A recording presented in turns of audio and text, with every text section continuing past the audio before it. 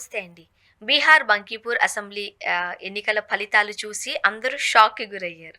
Prashanth Kishore first నుంచి కూడా కాస్త మెజారిటీ చూపిస్తూనే వచ్చారు. ఎట్టకేలకు విన్ అయ్యారు.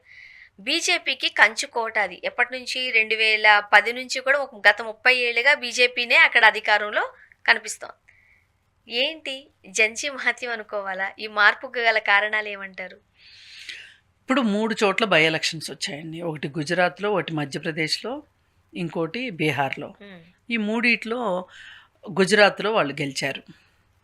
మధ్యప్రదేశ్‌లో కాంగ్రెస్ గెలిచింది.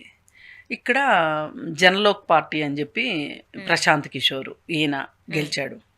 అయితే మిగతా 2 విషయాలు పెద్ద ప్రాధాన్యతను సంతరించుకోలేదు కానీ ఇది మట్టుకు అందరూ ఎక్కువగా మాట్లాడుకుంటున్నారు పీకే గురించి. ఇది గత 30 సంవత్సరాల నుంచి ఇప్పుడు బీజేపీ పార్టీ అధ్యక్షుడిగా ఉన్న నితిన్ నబీన్ గారి యొక్క కాన్స్టిట్యున్సీ అది. ఒకప్పుడు పాత రోజుల్లో వాళ్ళ నాన్న ఉండేవాళ్ళు. వాళ్ళ నాన్న చనిపోయిన తర్వాత ఈయన వచ్చారు. ఈయన వచ్చిన తర్వాత దాదాపు 30 ఏళ్ళ నుంచి వాళ్ళ కుటుంబంలోనే ఉంది అది కంచుకోట్లాగా. అయితే మొన్న ఈయన పార్టీ అధ్యక్షుడిని చేసేసరికి ఆయన ఏం చేశారంటే మరి రాజీనామా చేయాల్సి వచ్చింది. ఉప ఎన్నిక వచ్చింది. ఆ ఉప ఎన్నికలో ఈయన వచ్చారు. అయితే ఇవాళ మారిన పరిస్థితుల ప్రకారం చూసుకుంటే బీజేపీ మట్టుకు కాస్త ఇబ్బందుల్లో పడిందని చెప్పుకోవచ్చు. అంటే ఒక్కసారి మొన్న జరిగిన 5 రాష్ట్రాల ఎన్నికల తర్వాత బీజేపీ ఘన విజయం తర్వాత, అంతేకాకుండా వరుసగా 3 సార్లు బీజేపీ అధికారంలోకి వచ్చాక ఇప్పటి వరకు మొన్నటి వరకు అంటే ఏదైతే జంతర్ మంతర్ దగ్గర సీజేపీ ధర్నా చేపట్టిందో దానికి ముందు వరకు బీజేపీ చాలా పటిష్టంగా ఉంది అనే ఒక భ్రమలో ఉంచారండి అందరినీ. అప్పుడు నాకు డౌట్ అది భ్రమే. ఎందుకో చెప్పనా? ఎవరికీ లేదు. అది భ్రమ ఎందుకో చెప్పనా? వాళ్ళు భ్రమలో ఉంచారు, చాలా మంది కూడా ఆ భ్రమలోనే ఉన్నారు. ఇప్పుడు ఆ భ్రమలో ఉండే కదా ఓట్లేయడం కూడా జరుగుతూ ఉంటుంది పలు సందర్భాలలో. వాళ్ళు ఆ భ్రమలో ఉంచగలిగారు. ఆ విషయంలో సక్సెస్ఫుల్ అయ్యారు వాళ్ళు. ఎందుకంటే మామూలుగా వాళ్ళు నిజంగా బలంగా ఉండుంటే గనక వాళ్ళు 420 సీట్లు సంపాదించుకుంటామని చెప్పారు ఎలక్షన్స్ ముందు. ఎన్ని వచ్చినాయి వాళ్ళకి? 240 వచ్చినాయి. ఎన్ని సీట్లు తగ్గినాయి అంటే ఎంత వాళ్ళు మైనస్లో పడ్డారు? సగానికి తక్కువ వచ్చినట్టే కదా, వాళ్ళ ఊహకి తక్కువ వచ్చినట్టే కదా. మరి అలాంటప్పుడు దాదాపు 180 సీట్లు తగ్గినాయి వాళ్ళకి. ఈ 180 సీట్లు తగ్గినా కానీ వాళ్ళు చేసిన సర్కస్ ఫీట్ల వల్ల పవన్ కళ్యాణ్ గారి చేసిన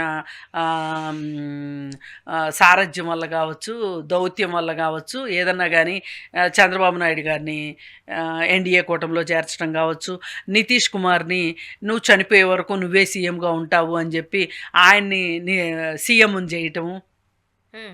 ఆయన కూడా సీఎం కుర్చీలోనే నేను దీర్ఘశ్వాస తీసుకుంటాను అని అనుకున్నాడు. అనుకుని ఆయన కూడా వత్తాసు పలికాడు. ఇట్లా చాలామంది నాయకుల్ని ఈడీల పేరుతోటి, ఆ పేర్లతోటి, ఈ పేర్లతోటి వాళ్ళని తీసుకొచ్చుకొని వీళ్ళ ఖాతాలో వేసుకున్నారు. ఇప్పుడు సువేందు అధికారి ఉన్నాడు. ఆయన ఎలా తీసుకొచ్చుకున్నారో అందరికీ తెలిసిందే కదా. అలాగే మహారాష్ట్రలో ఎంతమంది వాషింగ్ మిషన్లో వేసి తిప్పారు. అవును, ఇన్ని విన్యాసాలు చేస్తే కూడా వాళ్ళకి 240 వచ్చినాయి. అంటే ఈ విన్యాసాలు చేయకపోతే ఎన్ని వచ్చాయి? కరెక్టే. పైగా కొన్ని నియోజకవర్గాల్లో పరకాల ప్రభాకర్ గారు చెప్పింది నేను ఖచ్చితంగా ఏకీభవిస్తా. తక్కువ టైంలో ఎక్కువ ఓట్లు పోలేని. ఎట్లా పోలేని? తక్కువ సమయంలో ఎక్కువ ఓట్లు. అది ఇన్ని చేస్తే వాళ్ళంతా బాగానే ఉన్నారు అనే ఒక భ్రమలో అందరినీ ఉంచారు. సరే, ఆ భ్రమని ఎవరు పటాపంచలు చేశారు అంటే మన జంజీ పిల్లలు పటాపంచలు చేశారు. ఈ పటాపంచలు అయిన తర్వాత ఒక్కసారి ఓపెన్ సెసేమ్ అయిపోయిన తర్వాత, ఒక్కసారి వాస్తవం ఏంటో అర్థమైన తర్వాత, అంటే ఇంతమంది ఈ ప్రభుత్వానికి వ్యతిరేకంగా ఉన్నారా? ఇప్పుడు నితిన్ నబీన్ గారు కూడా ఈ జంజీకి సంబంధించినది సీజేపీ పార్టీకి సంబంధించి వైరస్తో పోల్చారు. ఎందుకో ఈసారి మనం చూస్తున్నాం, సీజేపీకి సంబంధించి కానీ విద్యార్థుల ఉద్యమానికి సంబంధించి కానీ ఎవరైనా కాస్త నెగిటివ్గా మాట్లాడినా అక్కడ ఒక ఇబ్బందికరమైన పరిస్థితిని చూస్తున్నారు. ఖచ్చితంగా అది ఇబ్బందికరమైన పరిస్థితే. ఇవాళ సీజేపీ వాళ్ళు ఈ మొత్తానికి భూమికి ఆకాశానికి తాళం వేసేసామని చెప్పి చిన్నప్పుడు చెప్పుకునేవాళ్ళం ఆటల్లో. అట్లా సీజేపీ వాళ్ళు భూమికి ఆకాశానికి తాళం వేసేశారు ఒక్క దెబ్బలో. వేసేసరికి సామాన్య ప్రజలు కూడా ఏం ఆలోచిస్తున్నారు అంటే, ఇప్పుడు నాకు ఒక ఆలోచన వచ్చింది అనుకోండి, ఏమో నేను ఆలోచించింది కరెక్ట్ కాదేమో అని అనుకుంటా నేను. ఇదే ఆలోచన నాతో ఇంకెవరన్నా పంచుకున్నారనుకోండి, అప్పుడు నా ఆలోచనకు ఒక బలం వస్తుంది, ధైర్యం వస్తుంది.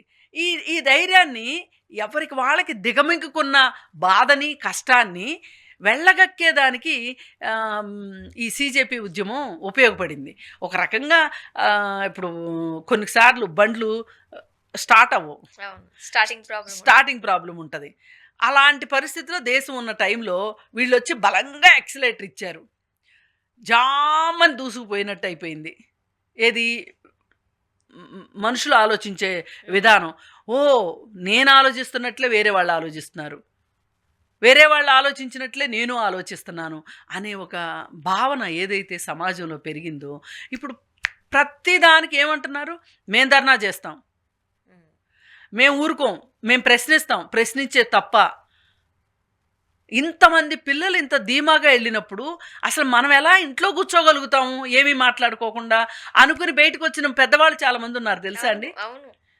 మరి ఇదంతా జరిగింది అని అంటే వాతావరణ మార్పులు జరిగినాయా, జరగలేదా? అందుకని దానికి సూచనే ఇవాళ మోడీ గారు అర్ధరాత్రి 2 వీడియోలు పెట్టడానికి కానీ, వీడియోలు పెట్టాల్సిన అవసరం ఏంటి? మామూలుగా అయితే ఆయన నిద్ర పట్టలేదు పాపం. అసలు కాదండి, చిలక్కి చెప్పినట్టు మురళీ మనోహర్ జోషి గారు వాళ్ళ పిల్లలను చూడకండి, తక్కువగా ఆలోచించకండి, వాళ్ళ గురించి మీరు పిల్లలతో మాట్లాడండి అని చెప్పారు. విన్నారా? కనీసం చర్చలకు కూడా పంపించలేదు కదా స్టార్టింగ్ లో. అదే కదా, మరి లెక్క చేయలేదు. అందుకే ఇప్పుడు లెక్క చేయలేదు కాబట్టే అంత రివోల్ట్ వచ్చింది. అండ్ ఇంకొకటి, ఆ రోజు కనుక రిజైన్ చేయకపోతే ఆ నెక్స్ట్ డే సండే వచ్చింది, మండేకి మొత్తం అన్ని రాష్ట్రాల నుంచి అందరూ సంసిద్ధంగా ఉన్నారంట అక్కడికి వెళ్ళి కూర్చోవడానికి. అప్పుడు అది ప్రధాని వరకు వెళ్ళుండేదంట ఆ రిజైన్. అదే కదా, ఇప్పుడు నేనేదో వీడియోలో కూడా నేను అదే అన్నా, దేవేంద్ర ప్రధాన్ రాజీనామా గురించి ఎవరో అడుగుతుంటే ఏంటి అవుట్డేటెడ్ ప్రశ్న వేస్తున్నారు, అది పాతది, ఇప్పుడు మోడీ రిజైన్ గురించి మాట్లాడుకోవాల్సింది అని. అయితే ఏది ఏమైనా వాళ్ళకి అర్థమైంది, ఇంకా మనం దీన్ని ఆపితే ఆగేది కాదు అని చెప్పి. పైగా మళ్ళీ రాజీకి వచ్చినట్టే కనిపించి రాజీకి రాలా, ఎంత బింకం చూపించారో. ఏది ఏమైనా ఇప్పుడు ఈ 3 ఎలక్షన్స్ ఏవైతే ఉన్నాయో, పీకే గెలవటం కావచ్చు, మధ్యప్రదేశ్లో కాంగ్రెస్ గెలవటం కావచ్చు, గుజరాత్లో వీళ్ళు గెలిచింది కూడా నిజంగా వీళ్ళిద్దరి కంటే ఎక్కువ ఓట్లే మెజారిటీ వచ్చింది. కానీ ఎందుకో దాన్ని ఆ గెలుపుని వాళ్ళు ఆస్వాదించలేరు, అది గెలుపని జనాలు అనుకోవట్లేదు, దాని గురించి ఎవరు మాట్లాడుకోవట్లేదు. ఈ పరిస్థితుల్లో ఇవాళ నెమ్మదిగా బీజేపీ ప్రభ తగ్గుతోంది, ప్రతిష్ట మసకబారుతోంది అని మనం ఖచ్చితంగా చూసుకోవచ్చు.